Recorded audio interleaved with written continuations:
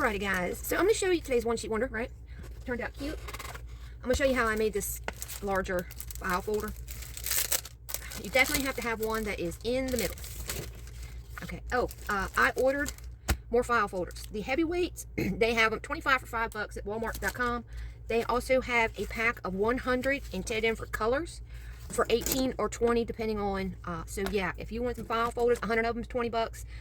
25 of the heavyweight. Now these are the little cheapy Dollar Tree, which are just as good too, but first thing we're going to do, as you can see, I kept this pretty easy, okay, and like I said, I did this just to try out measurements, okay, more than anything. And the first thing I did, if I can remember, was I found the center. Alright, and what I did, especially on some of these that are like 3/8, okay, you know, aren't off measurement, I find the 2 points or the end down here, okay, I'll line it up to where it looks like, I don't know if you can see my little mess right there, up on these letters and marks, okay, this one over here is at 2, and we still have 2 marks, so I'm going to scooch it over just a bit. It doesn't have to be exact, but it's right there. This one's at that hash mark, this one is at this hash mark. Okay, so if we travel up, we'll see that the 8 is the very center, okay? And what I'm going to do, I'm going to open this for now. Now, I'm not going to score on the 8. I am going to use the flat part of my ruler and put it in to the crease of my folder there, just to get it lined up. Now, I did a 1/2 inch. Let's do a 1/4 of an inch spine on this. Okay, so I'm over just 1 hash, would make a 1/4 of an inch in the center. Go 2, so we'd be at the 1/4 mark, and that will give us a 1/2 inch center. And I'm gonna go ahead and do this one a full 1/2 inch. So we should be right here. Make sure that the straight edge of your ruler is flat, and score line. You're gonna do the same thing on this side of the 8. So at that 1/4 mark, making sure that the flat part of your ruler is flat with the crease in the file. And I'm going to go from the factory fold up. Okay. And there we have a centered 1/2 inch, and that is going to be for our spine. Okay. Now, on the other one, I left this side to flip up and down, which is what I'm going to do here. And I wanted to try to keep the little tab plus, okay, so I basically put my ruler flat edge against there, and I started looking to see, okay, and this has that large hump at the 1/2 inch mark, and from the curve mark here and this little tiny bit is 1/2 inch. Okay, so I lined up the top of the beginning of that right there, made sure the rest of my folder was straight, and I came out a 1/2 of an inch. Okay, so now to see if we could get that straightened up, and I think I went just a tiny bit more, and by that I do mean a very tiny bit more, and I cut from the fold up to the edge, okay, to make that fold up. All right, now you can see where we have that. Now for the other side, I'm going to go ahead and cut this at that fold. Okay, I think I just nipped my thing right there. Okay, and we can go ahead and fold this guy. Let me fold it the other way first. There we go.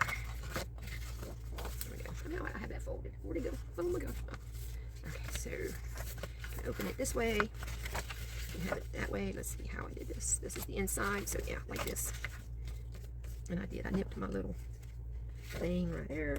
No big deal. Okay, and this makes this flat. Okay, and then some of that also I used to make that little tab right there. Okay, I definitely want to keep all of this intact, so I lined up the tab part up here. Okay, I don't know if you can see this. Okay, for the height, now you can come in more like this, but I tried to keep the height of this tab with this, not the other tab. Okay, and line that up, and then I'm going to pull it back some away from this seam here just a bit so that it's not going to buckle. Okay, line it up, make sure everything's nice and straight, flip it over. Okay, and that's where I'm going to cut. And this is where I'm going to cut. Let me get a pencil. Right here. Right here. Okay. Move that out the way. Line it up so that we can get this straight, hopefully.